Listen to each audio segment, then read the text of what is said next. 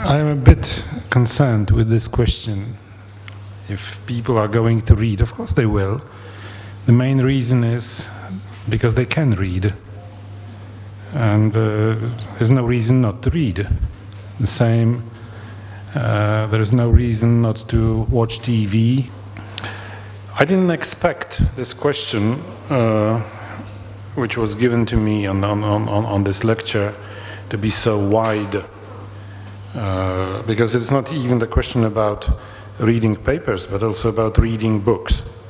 For me, there's absolutely no discussion about books. There is a discussion about newspapers and news in general in print. Kids from Generation Y is this generation of smartphones, mobile generation, spend 38% more time reading than those from Generation X. Generation X is probably you, which is the generation which started reading, learned reading together with the creation of very, very popular internet, with good access to your homes, with all the Googles, Yahoos, and Yandexes. Do we have anything like Yandex in Ukraine now? You must be using Google. Anyway, it's also not true to say, when you say that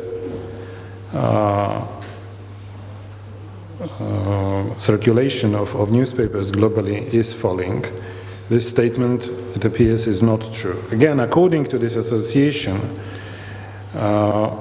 in 2013, global circulation of the press, of all kinds of press, in fact increased. While they were falling sharply in Europe and America, it increased equally sharply or even sharper in Asia and especially Latin America, for some reason, I don't know which. But anyway, this proves if you don't treat Europe as the center of the world, pupok mira, it appears that the world is reading and is going to read more.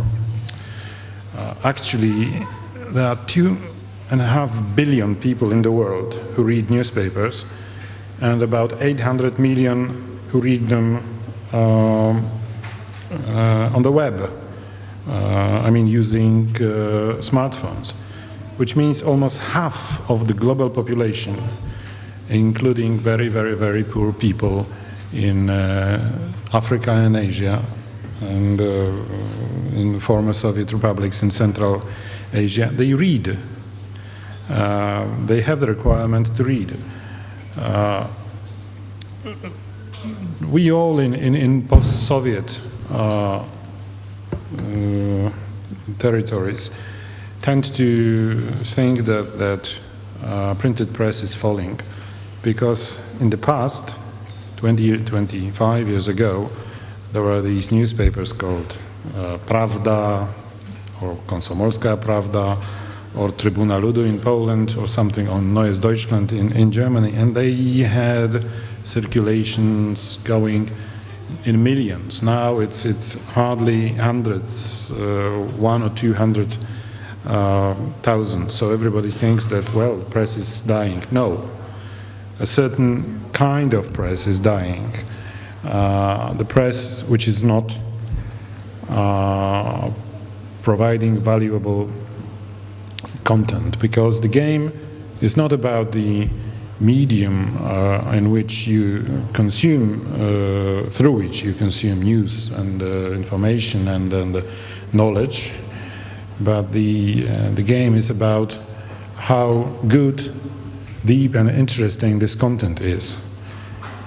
If it is enough interesting, it will be completely irrelevant how do you consume this. I would say that you cannot deny that number of people reading newspapers is falling, but at the same time we have proof that these people, as I said here before, are not disappearing from the army of people who read.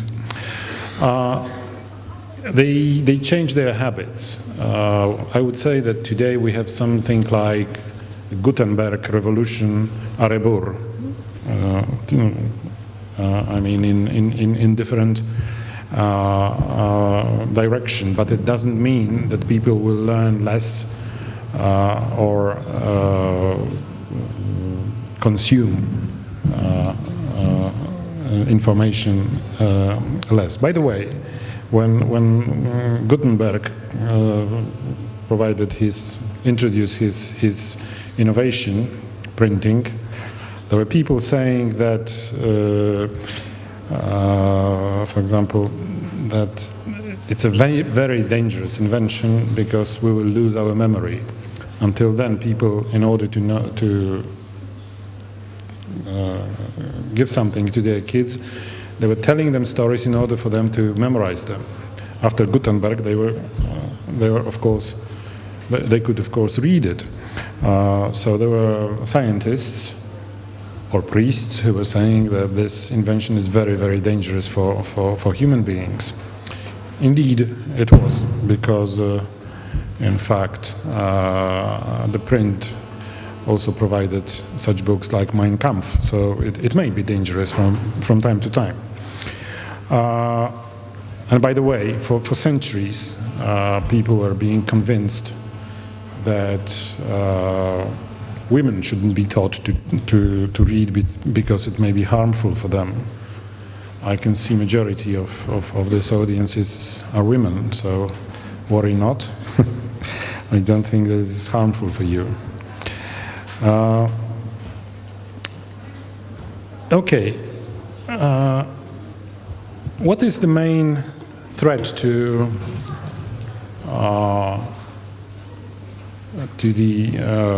those who produce news? I don't think it's the.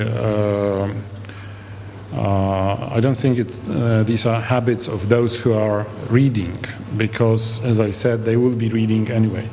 The main problem is how to finance the production of this interesting content. Advertising revenue fell by 8% last year, while at the same time the circulation fell by 5%, which shows that the loss of advertising revenue is faster than loss of circulation. Over the last 5 years, in Europe, 18% of revenues disappeared, almost 1/5. At the same time, in the US, 30%. 30% in the last 5 years of the previous money that was used by print media simply disappeared. Where did this money move to? Of course, it moved to internet. And globally, the loss of advertising revenue over the last 5 years was 47%, almost 50%. In physical numbers, it fell. Global revenues of media fell from by $25 billion. From, well, we'll leave these figures anyway. The situation is very, very, very bad. There's one very interesting figure which I would like to give you. The thing is that since the year 2000, the quality press, this broadsheet press in Britain, which was always globally celebrated as the most powerful printing system, which was seen, well, not only seen, but which was the richest as well, because they had huge circulations.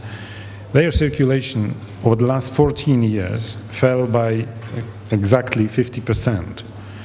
So if the trend continues and doesn't change, if it continues falling like that, probably we should expect that by the year 2028 there won't be any printing press in Britain. Well, I don't believe in mathematics. I still believe that as long as people like myself and everybody in this room wants to sit in a corner and read something, he will probably prefer a piece of paper rather than a piece of computer. And again, even if it is a computer or rolled screen, which is probably the perspective of the next few years, that you'll be able to read newspapers on folded screens, still the main winner will be the content, the news content. Can you imagine somebody who's following Ukrainian events of last year, not to read about them, only watching pictures from Maidan, for example, or from Donbass? No way he will understand anything. He needs to read about it, he or she. And the question remains how to produce and then provide this content in a way that it is easily accessible, attractively accessible, and also that it is properly supported by money, either from advertisers or from subscription. And again, I think you heard it here from several speakers that in order for media outlets to be independent, the richer they are, the better. If they are poor, they have to make strange services to people who want to manipulate.